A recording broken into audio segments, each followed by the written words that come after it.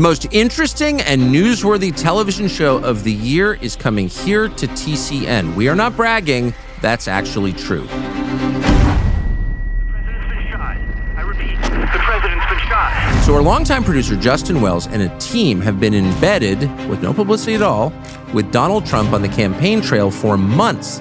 They're the only crew capturing what is going on the campaign in real time, intimately. They're with Trump as he campaigns for the presidency across the country, and they've shot some amazing footage. It shows you what it's really like in there. So if you're a member, you will soon be able to get this docu-series covering the historic campaign, the fall of Joe Biden, never before seen footage from the assassination attempt at the Butler Township, Pennsylvania Trump rally, and a lot more. It's going to pull back the curtain completely. They are embedded inside the campaign. I can't wait to see it personally. But to get it first, go to tuckercarlson.com, become a member. The greatest television event of the year. We're proud to offer it.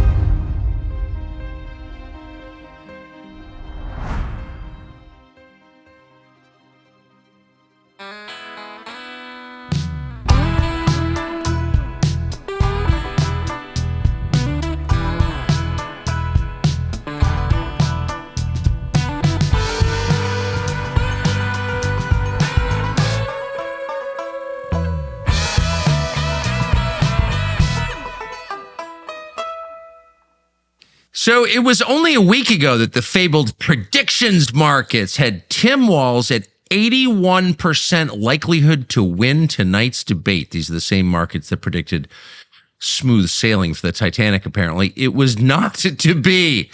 That was one of the most unbelievable hour and 45-minute television experiences I have seen in a long time. Of course, you're required to watch the debate. It's usually hellish. You're fidgeting. That was a pure joy to watch from beginning to end. The very obvious top-line conclusions. The future of the Republican Party is J.D. Vance. That's what the future looks like. That's where the party is going. That's where its voters are. And he is the supremely articulate spokesman for that brand of Republican politics. He is the future. And the second is that it is never a good idea to choose anybody for any position on the basis of demographic qualifications. Tim Walz was chosen by the Harris campaign because he's a white guy. He is an affirmative action hire, and they're regretting that tonight, as you usually do when you hire people on the basis of irrelevant criteria. So we're going to spend the next little while talking about what we just saw. We're going to be doing it with a politician, actually, sitting politician, because really they're the best situated to understand a debate. The problem is that most politicians are not worth talking to, particularly members of the United States Senate. I first interned there in 1986, and I can tell you almost all senators get worse over time. It is a rare, almost unique few who don't, and the one who is joining us tonight is one of the very few who has, instead of becoming rotten, dying soul death, has instead become wiser, more skeptical of government, and less controlled during his time in the United States Senate. And so we are honored to be joined tonight by Senator Mike Lee of Utah. Senator, thanks so much. Thank you. Thanks for having me. So what did you think of that? Well, first of all, JD absolutely nailed that. Yes. Look, he walked on, he owned the room. He was the master of the mood of the entire discussion. He made reason sound and be reasonable. Yes. And he was doing this against an unarmed opponent, somebody who seemed dangerously ill-equipped for the task. And I can't say enough great things about J.D. Vance's performance and enough bad things about Tim Walz's. Now, this is a man who was competing. This was a 3-on-1 debate, just as the debate hosted by ABC a few weeks ago was 3-on-1 against Donald Trump. This was similarly aligned against J.D. Vance, and yet he completely dominated the entire evening. It was his emotional control is what struck me most. He's very smart. He's a friend of mine. I know he's very smart, legitimately high IQ character. But he kept his emotions in check in a way that I could never do. He had these shrieking liberal narcissists as the moderators, and he had this sort of sad but also very creepy guy he was debating, and he never one time seemed annoyed. Not one time. Never once. And this is something that I was hoping the rest of the country would get to see tonight. This is the J.D. Vance I know as a friend and colleague in the Senate. Tucker, I can't tell you how Is many he times. like that in the Senate? Exactly like that. I can't tell you the number of times when I've seen him be accosted, questioned, challenged one way or another by colleagues. Sometimes it's Democrats, sometimes it's fellow Republicans. But every single time, even when he'd be well within his right to lose his temper a little bit or get frustrated or act annoyed, he doesn't. He's cool as a cucumber, and he responds with reason. And it doesn't act the least bit annoyed. And truthfully, I don't think he is annoyed. He's just taking the opportunity to illuminate his thoughts on the topic, and he's very rarely wrong. I mean, how does he do that? He acted the way my wife wants me to act. Yeah. But I can never pull it off. Right. Practice makes perfect, of course, but this also comes from something deeper inside Yes. of JD. This is who he is as a person. He was raised under circumstances that have caused him to realize how deep and how profound, how important these decisions are. And he doesn't have time to mess around. He doesn't have any interest in allowing himself to become so emotionally involved in something that he loses his ability to explain it coherently. Wow. I mean, I would have lost it about 15 different times, particularly, and without focusing on it, but the moderators, I really hope this is the last time in American history that CBS, which I assume will be bankrupt by the next election anyway, but that any so-called news organization like this has any role in a debate. I mean, it's a joke. Right. And I don't understand how they walk away from this with any sense of journalistic self-respect or perception of their own objectivity. What you saw tonight was an indication that they are, for all practical purposes, the media communications wing of the Democratic Party. They came off so badly. Yeah. They didn't even do a good job of it. No, and there are charming Democrats. Maybe you could find one, but I know both of them. I've worked with both of them, actually. I thought I can't imagine their bosses can't see that. That was not a good ad for CBS. And then in the commercial break, they start playing some advertisement for a show that is itself an advertisement of a Ketanji Brown Jackson or whatever, however she's pronouncing her name on the Supreme Court, that was a tongue bath. That's what they do. They administer tongue baths to the left, and they do it very, very effectively, but in a way that I think is causing the American people to get wise to them. And a lot of people, frankly, to become annoyed. Even people who historically haven't considered themselves Republicans are looking at that saying, hey, something's not right here. Because in the past, they at least wore a mask while doing it. These guys have taken off the mask. Yeah, and they're not impressive. So let's start with what I think is going to be the headline. Checking my iPhone, it's already the headline. Tim Walz saying he's friends with school shooters. Yeah. Apparently, he's become great friends with school shooters. I don't know what that means, but that was perhaps the greatest presidential or vice presidential debate flop in living memory. I mean, that's right up there with some of my best friends' own NASCAR teams. That's just, it's not didn't come across as the speaker intended. Well, I mean, saying that some of your best friends own NASCAR teams, does, reveal you're in the top 1% for income, for sure. Right. But befriending school shooters raises a lot of other questions. Right. There are a lot of good people who are friends with NASCAR team owners, but saying I'm good friends with mass shooters, that doesn't really have the same vibe. What? And I don't want to be mean, but Tim Walz, and I don't think I am being mean. I'm just being sincere. He came across as badly as anyone could at a debate like this. He did. Badly, yes. Badly in the sense that he didn't answer question after question after question. Now, fortunately for him, CBS allowed him to get away with it. But in some ways, they foisted him upon his own petard by doing it. Because the viewers can see that. And the viewers can see when they themselves are being mocked. Look, I don't know why this keeps coming to mind. But as I watched him over and over again, I just thought, this is weird. This guy's goofy. He came across as that guy in the Gary Larson Far Side cartoon who, while talking to a kangaroo, says, you may be a kangaroo, but I know a few things about marsupials myself. He just, everything came across as wrong, just a little bit off. I don't know whether he had back surgery recently or what, but this was off. Well, maybe. I've always have thought, having worked in it, that television, the camera over time does reveal the truth about people. Maybe not the whole truth, maybe not a precisely accurate truth, but some version of reality comes through on the camera, I think. Right. That's exactly right. But look, he badly mischaracterized a number of things. Perhaps most crucially, his own record on the Minnesota law that he signed into law, denying that it reversed protections for babies born alive after a botched abortion. He just completely mischaracterized it. So what is the truth? So JD pressed him on that a couple times, and he just said, that's not what it says. That's not what it says. Explain it as you understand it. Look, under Minnesota law, before Tim Walz changed it with legislation he signed into law as governor, it provided protections, certain standards of medical care that had to be given to a baby born alive following a botched abortion. And Tim Walz signed another bill into law saying that's no longer the law, just removing those protections altogether. And it replaced them with something. What Walz was relying on there was language providing some level of care. I think they actually used the word care almost unmodified. Some people have characterized that, I think, fairly by saying that means that in that circumstance, they can provide the equivalent of hospice care for an unwanted baby. That's really grim.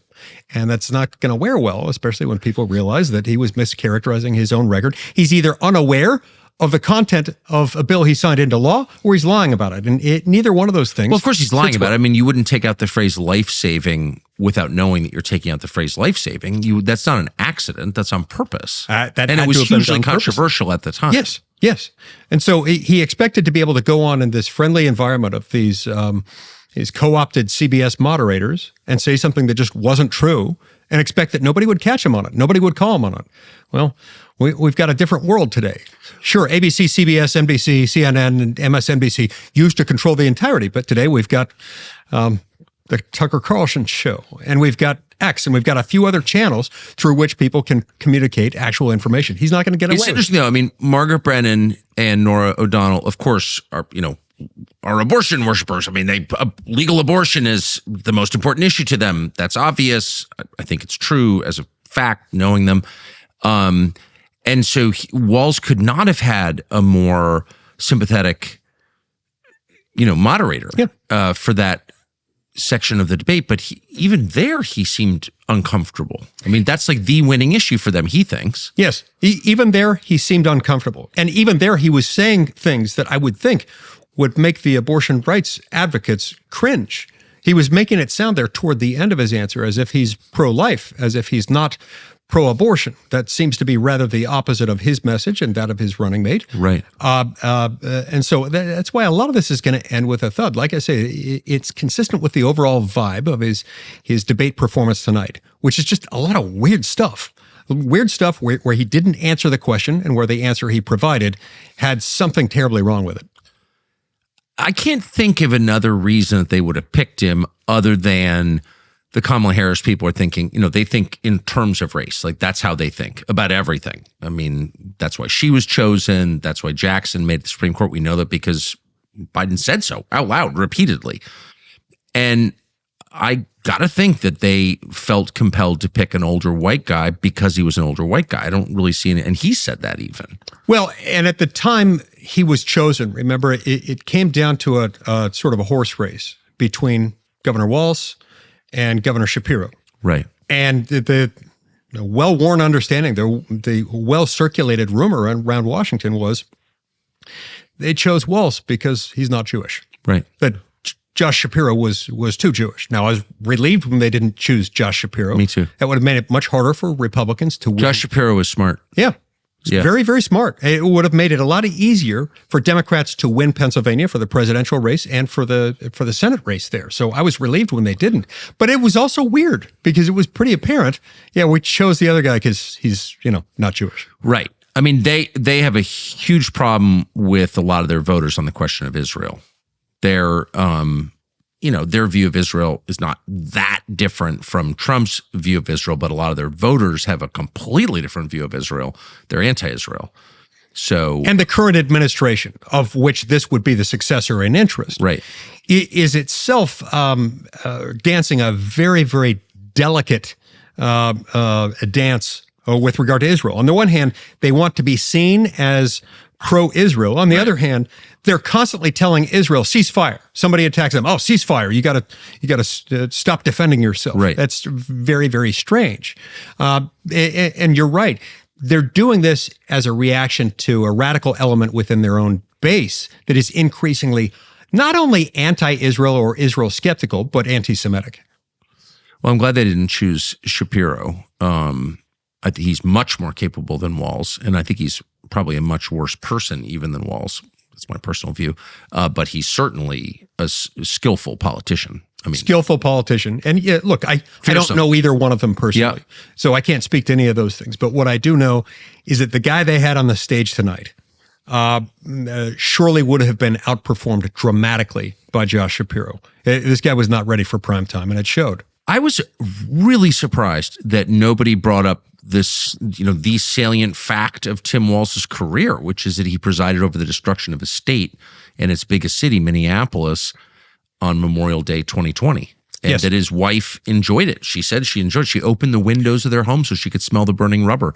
Opened the windows of her home so that they could marinate in the smell of burning rubber from overturned police cars and the lawlessness that was going on. She apparently loved this. Now, this is something you sometimes associate with leftists. Marxists like the idea of people who consider themselves oppressed, throwing off the established order of things and bringing about chaos and violence. But rarely do they actually say it in those terms. No, this is this is like Winnie Mandela and necklacing. I love the smell of burning rubber as our opponents are murdered in the street. How could that not come up? He's the governor of Minnesota. And this how did that his not state. come up tonight? Yeah, easy, what? Tucker. I mean, come on, that's elementary. That's obvious. It didn't come up because they were too busy holding J.D. Vance to account for why Republicans are to blame, because obviously Republicans caused climate change, and climate change caused hurricanes, including the hurricane that Americans have been dealing with for the last few days, especially in states like Florida and North Carolina. And they didn't want to have to hold Democrats to account for their handling of those things. So naturally, they blame it on climate change and climate change on Republicans. Change. I mean, climate is changing. Climate has always changed. We had the glaciers not that long ago, 10,000 years ago. Climate is changing. There's no proof that carbon emissions are changing climate. Why doesn't no one ever say that? There's certainly no proof that what they are proposing, what they always want to do, which is tax carbon. Yeah. Generally shut down carbon-based sources of energy, phase them out over the next, couple of decades or so. There's no proof at all that if we do all of that, that will change global temperatures by even a fraction of a degree. At all. They have no idea. These are all based on projections.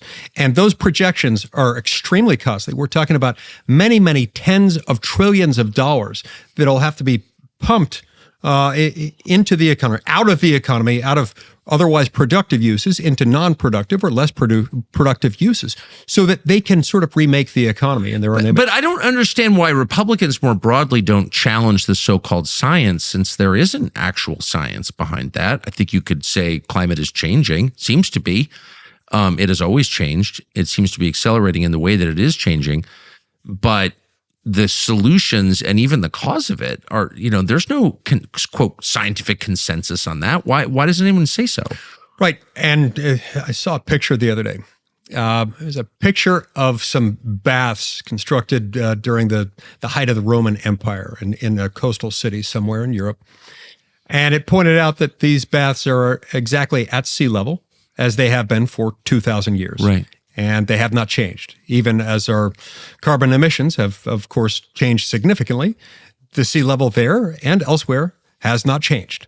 So this is a tall order that they're asking us to carry. They're asking us to impoverish ourselves, to rely on less efficient, less stable sources of electric power and means of powering our vehicles and things like that without any proof. They're asking us, as it were, to accept an almost religious belief that they have. It's insane. Where we're sitting right now was covered by a mile of ice at a time when this continent had hundreds of thousands, maybe millions of people living on it. I mean, this was a heavily populated continent during the last ice age.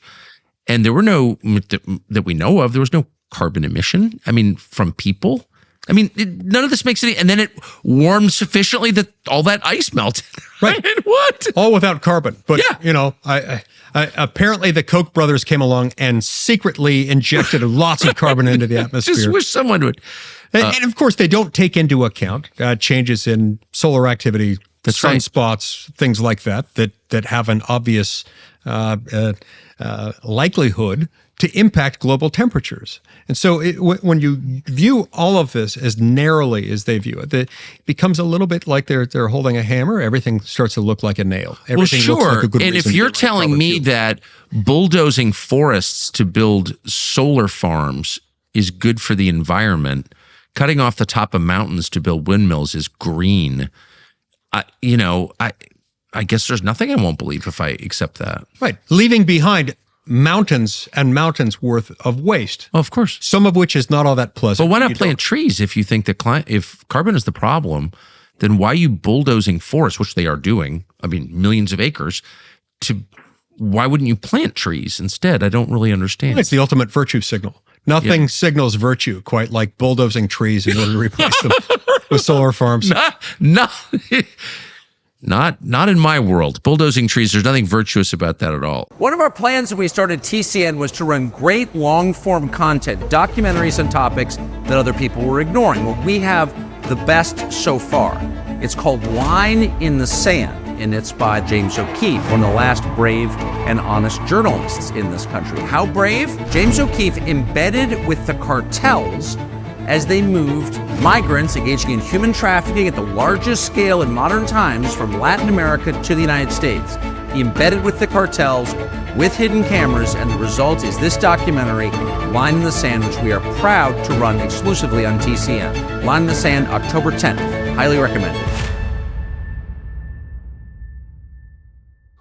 Let me ask you specifically, one of the reasons I'm so grateful that you're here, J.D. Vance, of course, is a senator. Tim Walz is running with a former senator. A lot of the discussion tonight revolved around things that are happening in the body where you've served for a long time. There was a moment when Tim Walz described the so-called border bill, the immigration bill that died in the Congress as the toughest ever. You were there. What was that bill? Everything he said was wrong. So here again, Tim Walz is either lying, meaning he knows the truth and he's not stating it, or he's been deceived by somebody else and didn't bother to do his own homework and check it up. In the first place, the reason we have a crisis along the southern border has everything to do with the fact that the current administration refuses to enforce laws as they exist on the books already. The Biden-Harris team has done a phenomenal job at selling a lie. The lie is that we really wanted to fix the border crisis. We just couldn't. So we had to have changes in law in order for us to enforce the border. Republicans refused to go along with that. So sorry, we can't do anything. All of that is a lie. Existing law allows them to stop the problem. They don't want to do it. So they came up with this bill. And now this bill was negotiated by 2 or 3 people in the Senate, only one of whom is a Republican, my friend and colleague, James Lankford, a great senator from Oklahoma. I really do like James Lankford a lot. I disagree with him on this bill. But Mitch McConnell assigned him to negotiate that bill with Democrats.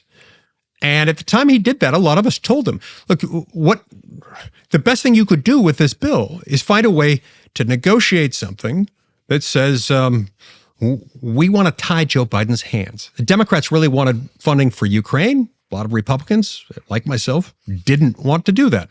Republicans really wanted a secure border. So the idea was maybe we can force them to secure the border by tying Joe Biden's hands so he can't just continue to have the open borders immigration policy. A couple months go by. Lankford puts a lot of time into it, but what he negotiates doesn't tie Biden's hands. And if anything, it would make it a lot worse. Now, there are some good provisions in there, but there are a lot of provisions that, especially in the hands of a Biden-Harris administration, would have made things a lot worse. Like the fact that they would have to, under Section 244B of the bill, there's some indication that they'd have to let in about 1,400 people every single day. Remember, Jay Johnson, who served in the Obama administration in the Department of Homeland Security, had said that we reach crisis levels at 400 migrants per day. This would have systematized it as high as 1,400 per day. So this is one of the many examples within this bill. 1,400 a day? Yes, of what they would have to process. And then we've also got this Section 3402 within the bill that would have provided billions of dollars, $2.3 billion to this global initiative to facilitate migration, including to the United States. To facilitate migration? To facilitate that. And also to provide legal services. I kid you not. Legal services, lawyers, paid lawyers for illegal immigrants to have them represented in their immigration proceedings. How about if you're not invited, you have to leave immediately? What a thought, Just Tucker. drop you in Tijuana, and the Mexican government, which hates us, has to deal with it. It's what literally every other civilized country on planet Earth and most of the non-civilized countries on planet Earth Especially do. the non-civilized countries. Especially the non-civilized countries. But all of the countries that we are aware of have some kinds of restrictions like these. Why would the United States abandon those? And the truth is, our law doesn't do that. It's just President Biden has been manipulating our system of law to find ways to refuse to enforce it. So that was the biggest flaw in this border security bill. Number one, it presupposed that we needed a bill, which we didn't have to have one. It would have been nice to have one that forces hands. But number two, it didn't do what we as Republicans were demanding. Now, I don't know why that didn't happen, whether Mitch McConnell didn't specify that to James Lankford as the minimum negotiating standard. I wasn't in the room when they had all those conversations. But I do think this is a problem. I think somehow the message got through to Senator Lankford from Mitch McConnell, don't worry about forcing Joe Biden's hands, because that's what we got out of this bill. Something that would not have done a darn thing. Why would the head Republican in the Senate want a bill like that facilitated illegal immigration, that gave lawyers paid for by taxpayers in an increasingly poor country to illegal aliens? Why would Mitch McConnell be for that? Look, obviously I can't speak for him. I can't get into his head. I don't know what he was thinking. Knowing Mitch McConnell, I doubt he would have thought, yeah, go and do all those things. Maybe he didn't realize the extent to which it would have this effect. I read Mitch McConnell's position in this circumstance as being focused much more on let's just do whatever we got to do to fund Ukraine, to send more money to Ukraine. He wanted to get that done. And so if he could find some kind of who cares about our country? Gesture, We've got a Ukraine war. Yeah. I mean, let the other people worry about that. Let Lankford go ahead and negotiate something. As long as he can come up with something, then we'll get our funding for Ukraine. We can dance, kiss, schmooze, carry on. We'll all go home happy. Look, I don't serve in the Senate. I just watch, but that sounds exactly right to me, just from watching from the outside. What do you think that is? The focus on Ukraine, it's like a religion. Yes, it is. It is almost like a religion. Some of my colleagues will actually get a little teary-eyed when speaking of Ukraine, as if they were talking about their beloved aged sibling who's going through something awful. Now, look, I understand it. Ukraine's gone through some horrible things, and I'm deeply sympathetic to the plight of the Ukrainian people. Nonetheless, I think what's motivating this is something much more sinister. Whether people realize it or not, those who have gotten enmeshed in this have become part of the military-industrial complex, and guaranteeing that no matter what, we can pump a whole lot of money into that. Let me explain what I mean there. You can sometimes tell what people are thinking by what they say when they're defending something. A lot of my colleagues, especially on the Republican side, when defending their votes to send, what is it now, close to $200 billion to Ukraine for a war that is not ours, will say things like this. A lot of this money, you see, is actually going to go into the U.S. job market. It's going to fund the arms companies, the people who are building the arms being purchased by Ukraine to create American jobs here. That is really unsettling. I find that unsatisfactory, and I find it morally repugnant that we would justify prolonging both the duration and magnifying the severity of somebody else's war half a world away with a nuclear armed power, no less, For the simple reason that, don't worry, it'll make some people here in the United States Good for rich. Raytheon. That is what I would call immoral, and sick bastards who think that way. Well, I would too. And also, I mean, everyone laments the decline of American manufacturing, but you don't want to live in a country whose only manufacturing center is weapons. No, yeah, that's right, Tucker. But I would. I mean, would that's put just it, gross. No, but I would put it more strongly than that. Obviously, we're not at or anywhere near the point where our only manufacturing sector is weapons. I don't want to go anywhere near the point where we're funding somebody else's war, making it longer, making it more severe against a nuclear armed power, no less, the one that hates us, just on the basis that, well, it'll create some American jobs. That's wrong. That's not who we are. I wonder how people like Mitch McConnell or your colleagues or anybody in the media, the whole media is this way, get away with pretending to be the defenders of the Ukrainian people when they have abetted the slaughter of the Ukrainian people, an entire generation, hundreds of thousands of people. And then, you know, Zelensky, their guy, has just changed the law in Ukraine so foreign entities can buy Ukrainian farmland. So they're going to lose their population and their land. There will be no recognizable Ukraine in 10 years thanks to these people. How do they get to be the defenders? No, that's exactly right. And they have good reason to resent the American people, particularly those who have facilitated. Who, the Ukrainians? Yes. Yes, they do. For that very reason. Because we screwed them. We came on the scene, and the minute we started spending money to the tune of now close to $200 billion in just a couple of years, we took peace off the table for them. There really were peaceful off-ramps for this thing in the earlier months of the war, particularly during the first year of this particular war in 2022. Those were taken off the table as we started dumping all this money on them. And so, yeah, if I were from Ukraine, I would deeply resent the U.S. government for what we have done there. It has prolonged the war, it's made it more severe, and it's taken peace off the table. And yet they get to parade around like they're driven by compassion and love for Ukrainians. Yes. And meanwhile, a number of government leaders in Ukraine and those who are close enough to centers of power that they can profit off of it. I'm willing to bet, Tucker, that there are a lot of very wealthy people in Ukraine. Well, I've been in that area. I mean, go to Romania, you know, or any of the countries that border Ukraine, and they'll tell you, you know, that all the luxury car dealerships have sold out. I mean, there are a lot of rich people who fled Ukraine. And by the way, I'm not even judging them. I'm just saying that's a fact. Whereas people who couldn't afford to run away and go buy a Bentley in Dubai have been killed in the war that we created. That's why there's this old phrase. A lot of foreign aid is about poor people in rich countries being forced to give money to rich people in poor countries. That's certainly happening here. And that's something that I appreciate, by the way, about J.D. Vance. Yes. J.D. Vance, you know, it's somewhat uncommon for a new senator to come in and display as much confidence, respect for colleagues, respect for the system and the process, and complete fearlessness as he had from J.D. Vance.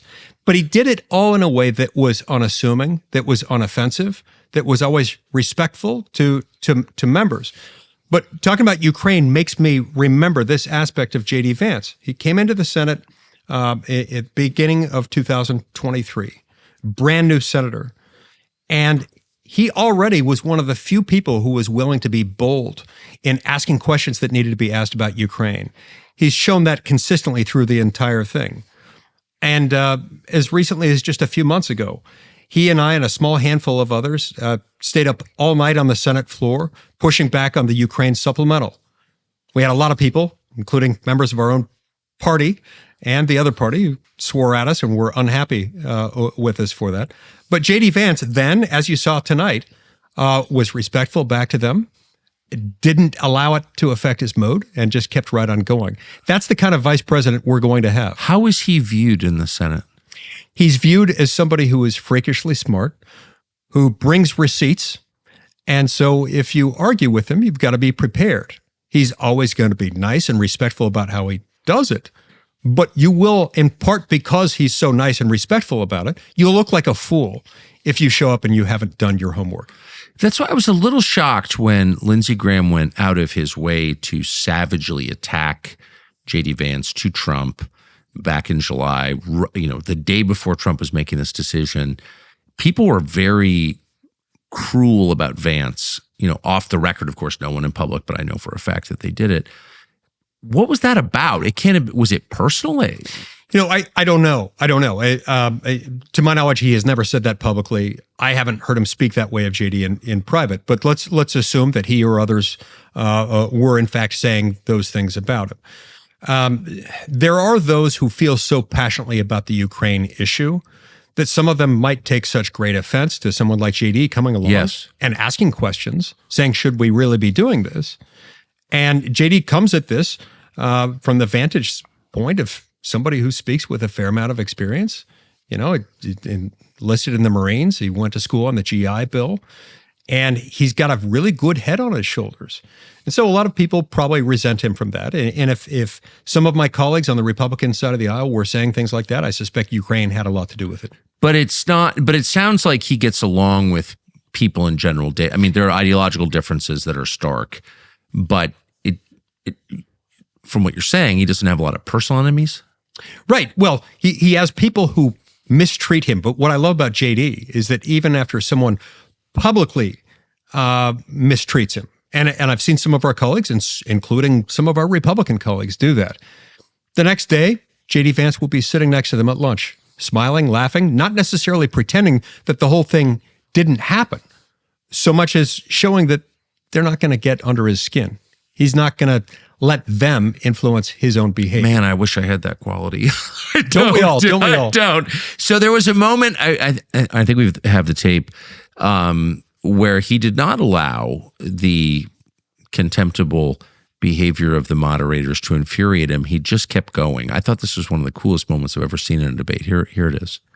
I don't talk about my faith a lot, but Matthew 25:40 talks about, to the least amongst us, you do unto me. I think that's true of most Americans. They simply want order to it. This bill does it. It's funded. It's supported by the people who do it. And it lets us keep our dignity about how we treat other people. Thank you, Governor. And just to clarify for our viewers, Springfield, Ohio does have a large number of Haitian migrants who have legal status. Right. Temporary protected status. Well, but thank you, Senator. We have so much to get to. Margaret, I think it's important because turn out of the economy. Thank Margaret, you. The rules were that you guys were going to fact check, and since you're fact checking me, I think it's important to say what's actually going on.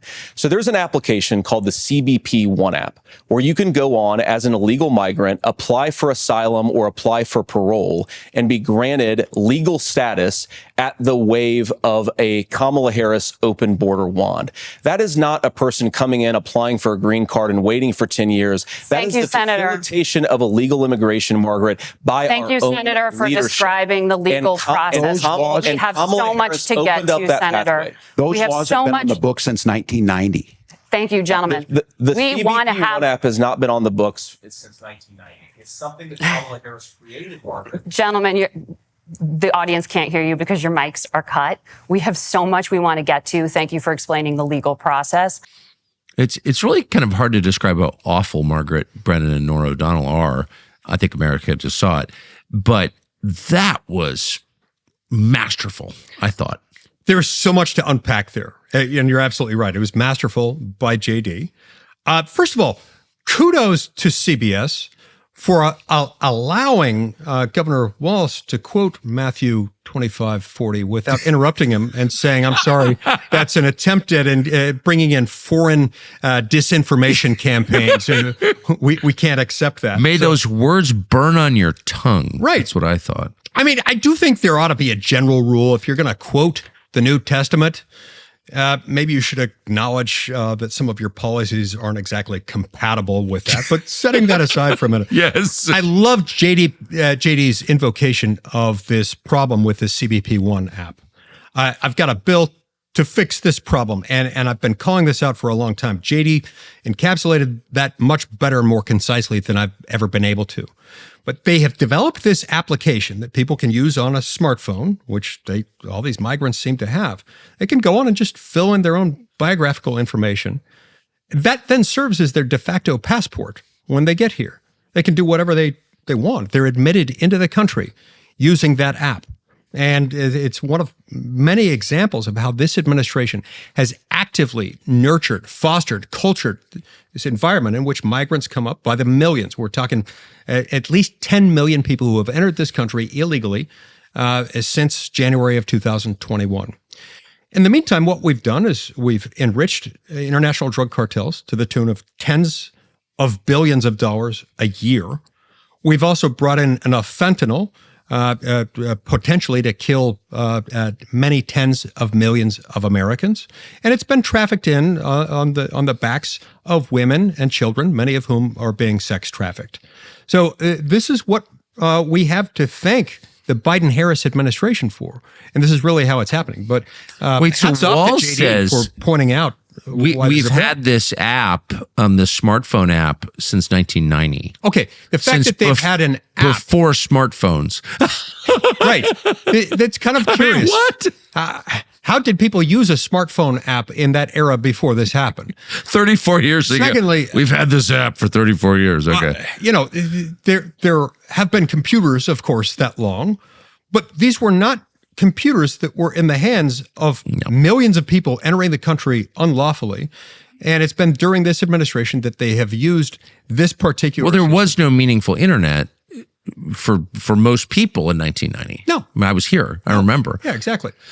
Yeah. And the other, of course, effect is that it's completely, upended American society. So we have this, there's a pretty amazing clip from 2022, 2 years ago, from Tim Walz, bragging about how many refugees Minnesota has. And I just want to play it. It's really short, and I think it just says a lot about the attitude that's inspired what we're seeing now. Here's Tim Walz.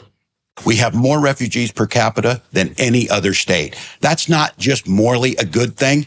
It's our economic and cultural future. This beautiful diversity we see out in Worthington when I'm there, you see 50 languages spoken in the school.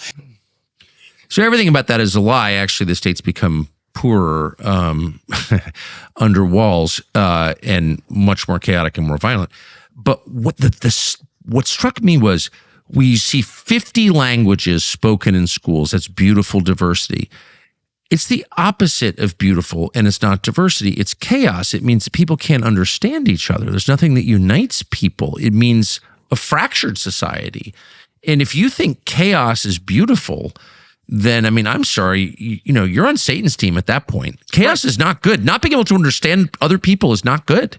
How is that good? But remember, Tucker, this is a man who lives at a home where they think it's beautiful to open the windows so that they can smell the burning rubber. That's right. And so they do think this is beautiful. Now, I've never been to Worthington, Minnesota, but when I hear him say there are 50 languages spoken in the public schools, I think chaos. Right. I think Tower of Babel. Now, the Tower of Babel that's right. Resulted the way it did, not as a blessing to those involved in it, but as a curse, as a punishment, because when everybody speaks different languages, they can't understand each other. It's chaos, and people suffer as a result. And how do the kids get educated? I guess he doesn't care. I thought he was an educator. They don't. And through this process of social promotion and the teachers' unions facilitating the social promotion, they paper over it and they make it look like everything's okay, when we know it's not. This is before we even get to the more dire human costs of the people who have been raped, who have been murdered, who have suffered through home invasion robberies, been assaulted and battered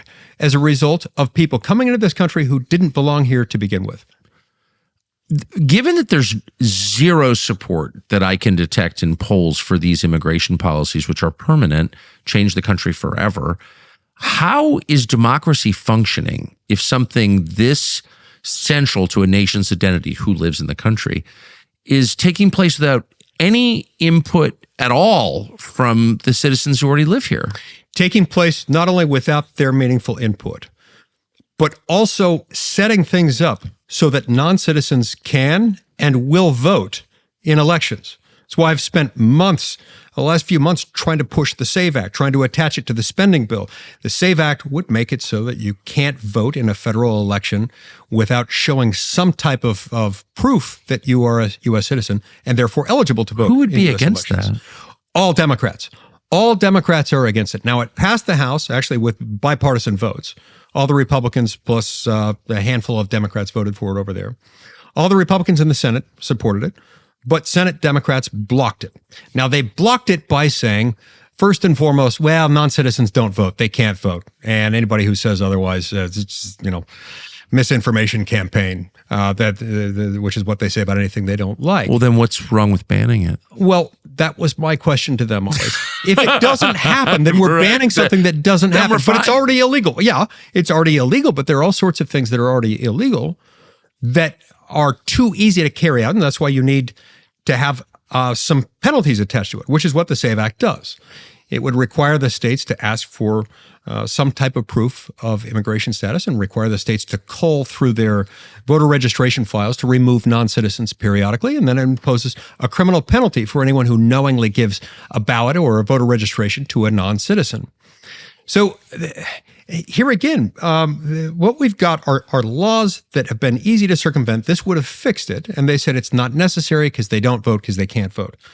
Only every day, Tucker, it becomes more and more apparent that people are getting onto the voter registration files, being non-citizens, because of the Supreme Court's interpretation of the National Voter Registration Act, where they said the states cannot ask for proof of citizenship.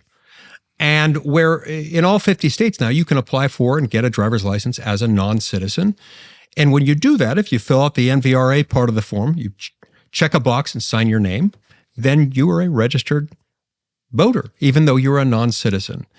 And so this is troubling. Meanwhile, you've got the American people who are being ignored. Wait, and all 50 states issue licenses to illegals? To non-citizens. All 50 states do. In roughly half of the states, a little more than half of the states, I believe, they will also issue them even to illegal aliens. But in all states, as a non-citizen, you can apply for a driver's license. Now, the purpose of the 1993 National Voter Registration Act. Motor voter, was to make it easy to fill out a driver's license application and simultaneously register to vote. The problem is it makes it way too easier. We've now got 30 million plus non-citizens in this country. And it's so easy to apply for a driver's license today. You add to that the Supreme Court's bad ruling, a bad interpretation of the NVRA, saying the states can't ask for voter ID, and you've got a problem.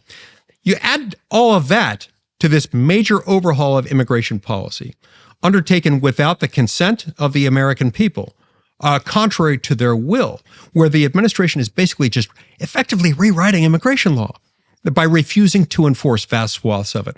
And that's the mess we're in today. I mean, how could a Republican ever get elected if you've got a brand new electorate brought in by the Democratic Party, given all kinds of free things that American citizens don't get, made dependent on that party for its life? Like how could you not become a one-party state? Well, that's the whole idea, Tucker. Remember, the country immediately to our south, Mexico, was ruled by one party. The PRI, for most of the 20th century, almost the entirety of it. It was ironically called the Revolutionary Institutional Party. My favorite name of any party ever. Both revolutionary and institutional, but they managed to do it. I think the Democrats, whether they realize the PRA angle or not by name, I think that's what they're trying to do here. Think about what they do. So they brought in 10 million plus non-citizens. They've then shipped them strategically to different parts of the country. Many of those will end up being able to vote, since the SAVE Act, much to my dismay, wasn't attached to this spending bill. If that happens, they may well seize control of things they wouldn't have otherwise controlled. I hope it won't happen, but it could. Once they're in, if Democrats have a clean sweep, meaning they get the White House, they keep the Senate, they take back the House of Representatives, Kamala Harris has made known her agenda to nuke the filibuster in the Senate. And with Kyrsten Sinema and Joe Manchin out of the picture, it'll be easier for them to do that if they've got the majority. Once that happens, they will pack the Supreme Court. They will pass voter registration and voter reform bills that will take a lot of the discretion to draw legislative districts away from state legislatures. They'll add D.C. and Puerto Rico as states and make a couple of other changes, including to our campaign finance laws, that together will make an indefinite, perpetual Democratic majority in the United States Congress our new reality. They'll be the pre-party, but for the United States. You really think they would add Puerto Rico in the district? Yes, and by so doing, they'll get 4 additional Democratic senator seats. For the foreseeable future, all 4 of those would be predictably, reliably Democrats. And I think that's part of what they've got in mind. But what they want is to not have a meaningful opposition party. You can already tell that they want this by the way But I thought they were defending democracy. That would end democracy. No. Look, their conception of democracy is not actually about citizen input. It's about something else. It's about achieving the size, scope, reach, and power of government in general and the federal government in particular. It's about enhancing their ability to carry out their radical, progressive Marxist objectives. And that's what they want to do. They see the rest of us as illegitimate and as obstacles to that task, and therefore people who are deserving of being canceled, of having our votes diluted and not counted. Do you think that'll happen? I sure hope not. I pray daily that it won't. But it is our duty as citizens of this great republic to sound the voice of alarm when we see a risk of that happening. And I certainly see that risk here. Look, these really are perilous times, and we can't afford any longer to sugarcoat what it is that they're doing. And what they're doing is really, really dangerous. We've just got to be strong enough to stop them. So you've seen all kinds of indicators pop up in media outlets that exist really for the people who run the Democratic Party. The Atlantic and the New Yorker specifically, and others, have run pieces recently saying the Constitution is an impediment to progress. Yes. You heard John Kerry say it the other day. The Yes. First Amendment is the problem. That's not accidental, is it? No, it's not accidental, nor is it insincere. These guys mean it. They genuinely mean it. Because look, first and foremost, if you view the ultimate objective as being democracy, which I don't think they do, but let's just go with me on this. If they view the ultimate objective as just democracy, as pure as we can get it, then the Constitution is itself an impediment to that. The Constitution is designed to be counter-democratic in its operation. It's designed to be an intermediating filter of sorts between pure democracy and the rights of the people. In fact, that's the only reason you have a Constitution, is to limit the power of government so that it doesn't become abusive of the rights of the minority. That's the Constitution and its purpose in a nutshell. So if the Democrats love this idea of pure, unrestrained democracy so much, I don't believe that's really accurately explaining what they want, but if that were what they want, then it would make sense for them to try to trample on it. But of course, what they want is something much more sinister than that. They want consolidation of the power of government, whereas the Constitution requires distribution of power. It requires it to be diffused, so that no one person or group of people gets too powerful. And so as a result of all of that, you see them being doubly contemptuous of the Constitution. The Constitution protects the rights of the minority, including heretics like you and me who dare to challenge the assumptions of the governing woke elite.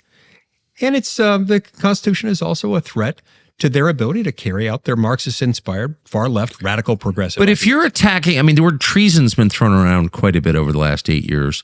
But if you're attacking the Constitution, is that treason? Yes, I believe it is. Look, we've all sworn an oath. Those of us who hold public office in the United States are required under Article 6 of the Constitution to take an oath to it. And I think if you violate that oath, I do think that is treasonous. So those who are taking this position, I think, are taking an indefensible position, one that I think could fairly be described as treasonous. How widespread do you think in Washington is the view that the Constitution is the problem? Well, I'm seeing some alarming trends in this regard. Democrats are much more forceful about it, much more upfront. Sometimes you can feel from some Republicans feeling frustrated about particular provisions, but Republicans will at least always pay lip service to it, and I think with some degrees of sincerity. What I'm seeing now for the first time, I've been in the Senate now for 13 and a half years. When I first got to the Senate, nobody in elected office would dare to be caught dead saying something that could be interpreted as contemptuous toward the Constitution.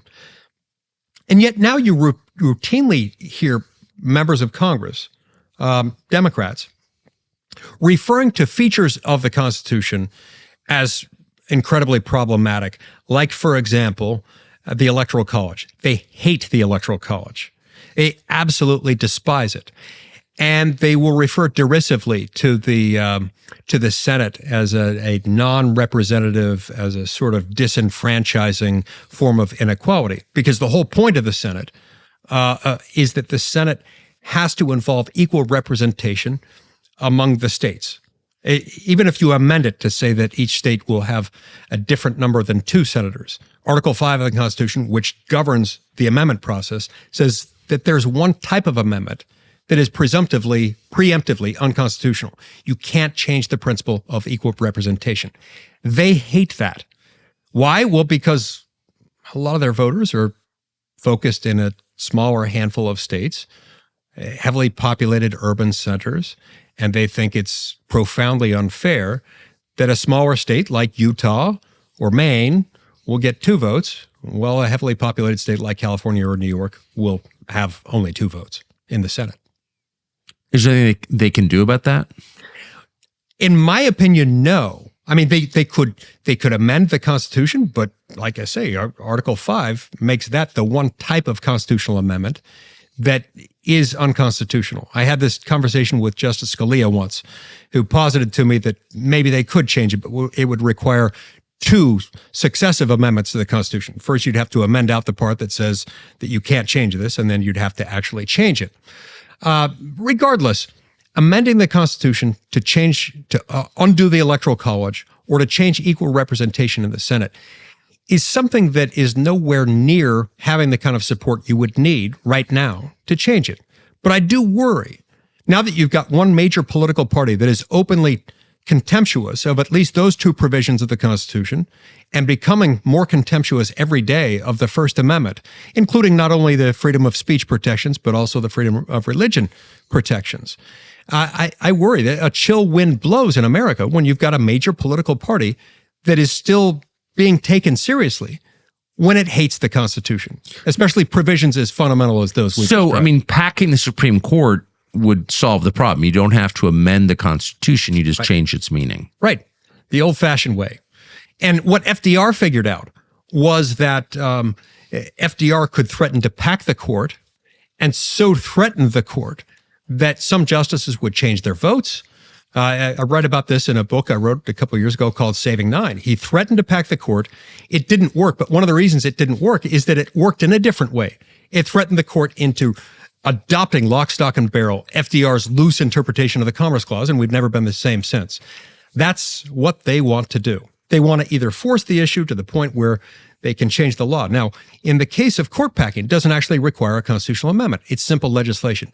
But it's the type of legislation that, while not unconstitutional technically, could undo the whole constitutional structure, and that scares me to death. And you think it's possible? Yes. Not only possible, Tucker, but if they get the majority in the House and keep the majority in the Senate and they get the White House, they will do it. And they will do it within the first 100 days they're in office. That should scare every American. If there's anyone within the sound of my voice who is thinking about voting for Harris and Walz, they will increase the number of seats on the court. Without question. Absolutely. I believe on what grounds? Well, Tucker, democracy, of course. I mean, they'll come up with something. They'll say democracy because they think that answers everything. They'll say climate change, or they'll say racism, or a lot of them will say things like, well, we've got more circuit courts of appeals now, so we've got to increase it to reflect that. That's nonsense. Look, there's not a lack of human resources among the 9 justices on the court. That's not an issue.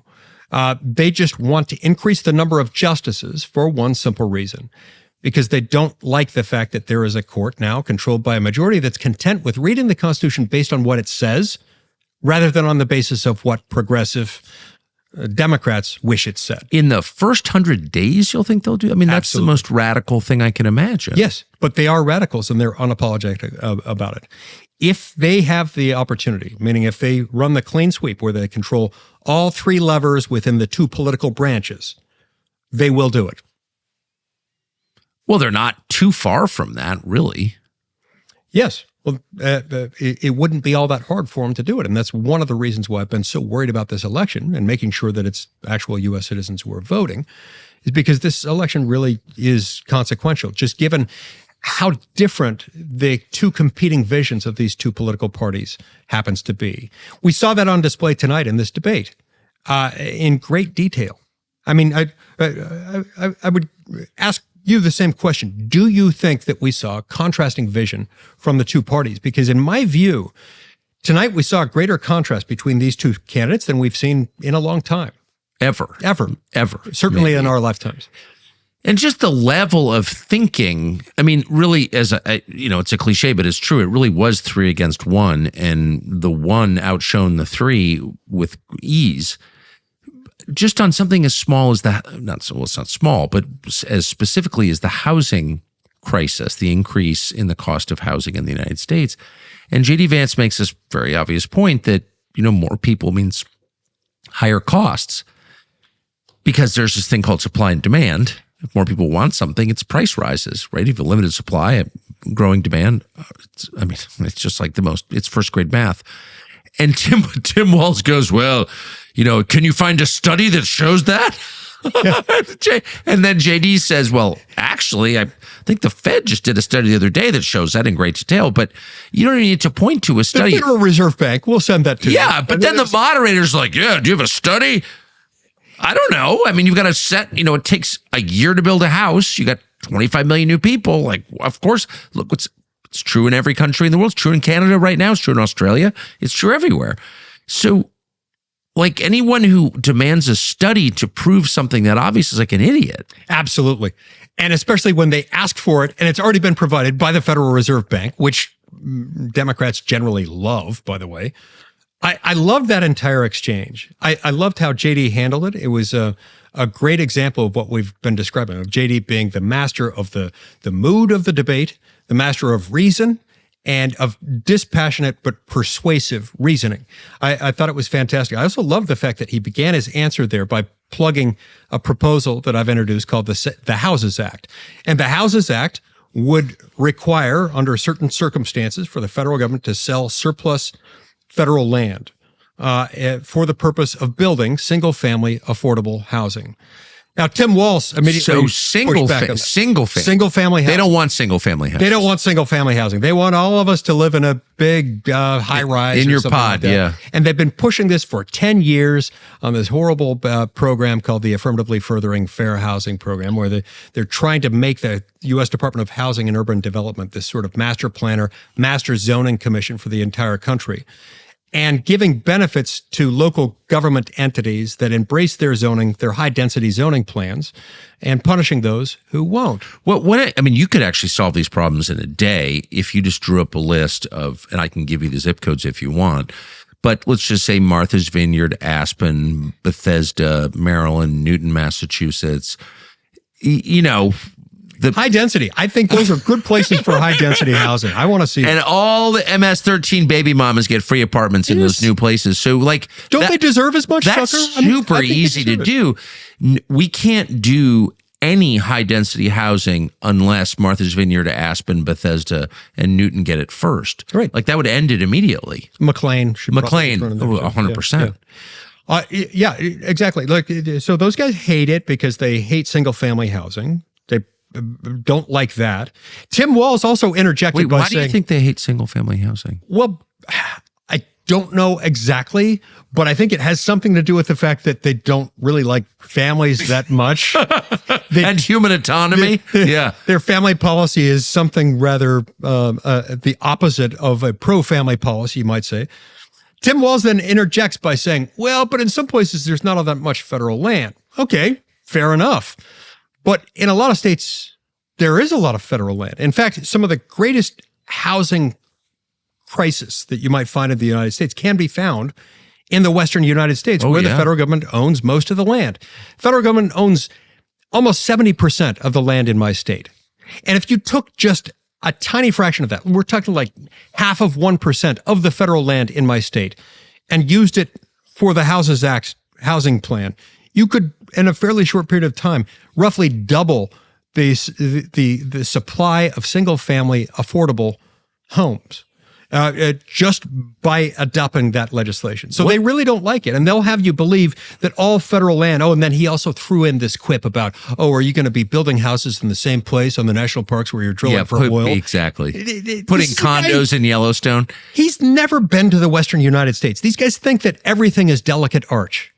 I can tell you, there is a whole bunch of land that is neither beautiful nor the home to some natural wonder. It's just owned by the U.S. government, so we can't tax it. We can't have access to it. What are they doing with 75% of your land?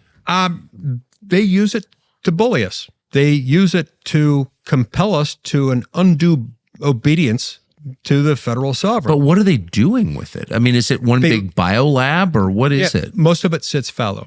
Most of it sits without being used for anything. Now, there's not a property owner on planet Earth who can afford to own that much land, especially in a developed country like ours, and let it sit fallow.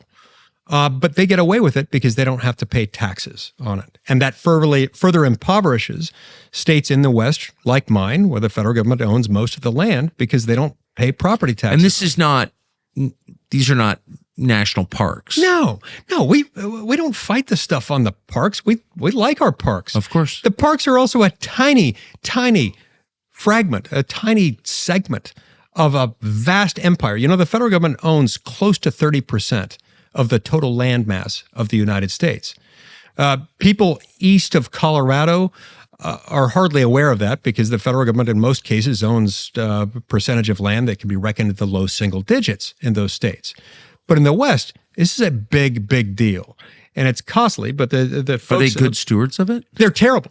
They do it all in the name of environmental conservation. They claim that if they didn't own all this land, it would be an environmental post-apocalyptic hellscape of sorts. Well, I thought they're terrible at managing it. Well, the federal government has poisoned the air and water more than anybody. Yes. Look at Camp Lejeune. Any military base is filled with PCBs and... No, that's right. But you don't even have to go to the PCBs, which you'll see something like that on a military installation, before seeing that the federal government's a poor steward. Just look at what they do to unpopulated, unused federal land.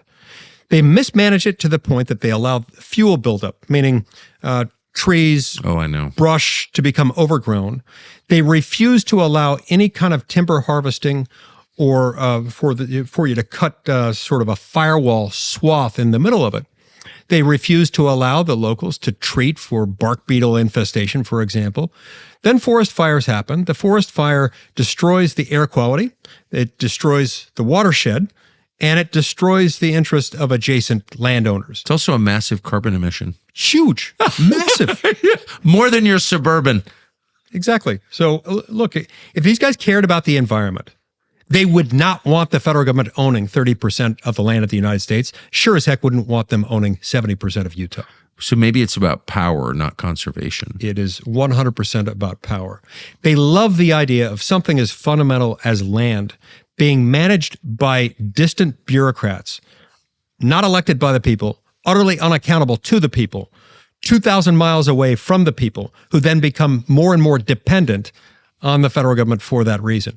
This stuff has been talked about. It's been warned of since the time of the Constitutional Convention. In fact, on September 3rd, 1787, it was raised at the Constitutional Convention. An exchange between Elbridge Gerry and Gouverneur Morris.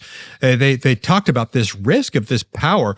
What if we give the federal government all this power over these federal lands? They could use it to manipulate the states into an undue obedience to the general government.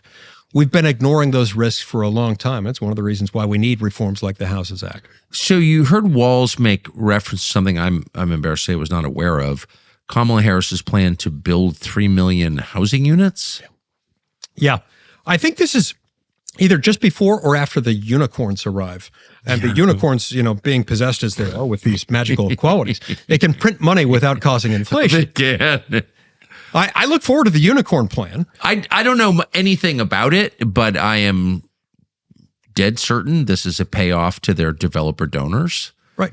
It always is. It's high density housing in your neighborhood because they hate you and your neighborhood, and their friends are getting rich from it. I just know that that's true. And rest assured, Tucker, that because Kamala is going to be handing out $25,000 checks for anyone who gains access to any of that housing, that the cost of housing will end up going up by exactly $25,000. Aren't we at $1 trillion annual debt service at this point? Yes. Right. Yes. So $1 trillion a year just to pay the interest on our debt. Yeah. So where do we get the money for all this stuff? They have not answered that question. When does the merry-go-round stop spinning? Well, look, in order to have more money, because we're the world's reserve currency, it's been fairly easy for them to effectively print money. Now, it's a little more complicated than that. They have to go through a treasury auction process. People buy the bonds, then we print more money. But the problem is, as we get more and more in debt, and as we have to pay, just a few years ago, we were paying $350 billion a year in interest. It's mushroomed in the last couple of years as we've been spending so much more money. Sooner or later, you get to the point where you can't issue enough bonds to keep up with that, not without paying much, much higher yield rates on your bonds.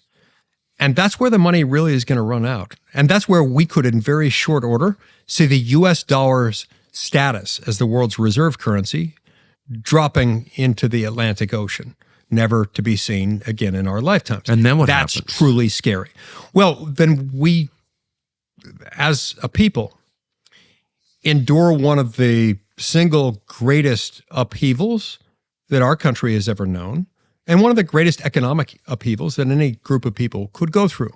Because when you've been used to the blessings, the benefits associated with having the world's reserve currency be your country's currency, all kinds of things happen. And it becomes harder and harder for people to gain access to money they need to start a business or start a family or do whatever. Do you think this is why gold is at $2,600 an ounce? Absolutely. And I suspect we're nowhere near seeing the end of that trend, because people will be sending their money not just into gold, but into any other asset, because the U.S. dollar is losing its value like crazy, much as they're trying to hide it. They can't hide from the fact that housing and groceries and gasoline they've all gone up by somewhere between 20 and 31, 32%. That's even according to their own numbers, which are probably understating the problem. Is there any way to avert this disaster? Sure. We could avert it by electing government officials who are willing to say, we don't draw from an unlimited well of money. It just isn't there. So we've got to stop pretending like we can. That was one of the great frustrations I had with Tim Walz throughout this entire debate. He kept on approaching everything as if it were a problem for government to solve, every government problem as if it were something that the federal government in particular could solve. They know no limits on that. And the problem with assuming that, it's like the principle that, you heard the expression, if everyone's family, no one is. If everything's urgent and a matter for the federal government, then there is no urgency. There is no importance. It's just one big mess, and we're not able to do anything effectively. That's where we are today. Wow. Let me just ask you to sum up what you think this night means for the race. We're about a month out. I believe tonight was a big night for the Trump-Vance campaign. I think J.D. Vance came in a very big way for Donald Trump. And I think J.D. Vance brought about one of the best debate performances I've ever seen from any Republican in any race. Me too. Ever. This deck was stacked against him. And yet he dominated every second of that debate. So if there are any J.D. Vance naysayers out there, I point to tonight as the moment that you need to change. Well, this seems like total vindication. I mean, obviously, I'm personally invested in this because I love J.D. personally, but it does seem like a total vindication. 100%. 100%. And not only that, Tucker, it's not just a vindication for those within the Republican Party who are doubters. But I think there are a lot of people who are going to be pulled onto the Trump-Vance ticket, who are going to vote for President Trump because they saw the debate tonight. I think it was that powerful. I think he has the ability to move people. Look, remember his background and what he's been through. He's lived through circumstances made worse by federal policies, made by people in Washington, D.C., who convinced themselves and their constituents that they were making the world a better place by making a small handful of people in Washington, D.C. more powerful. He's experienced the pain that can cause.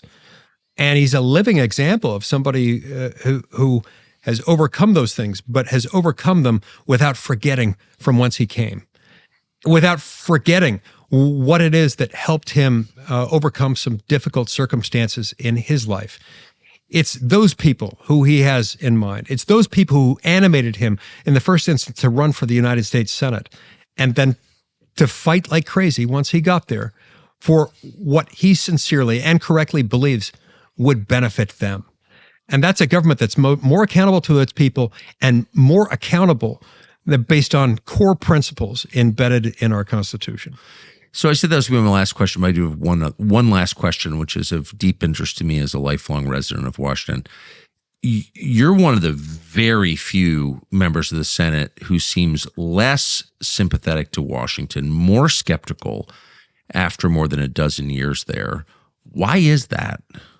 Look, in Washington, D.C., you see a lot of things that have gone wrong.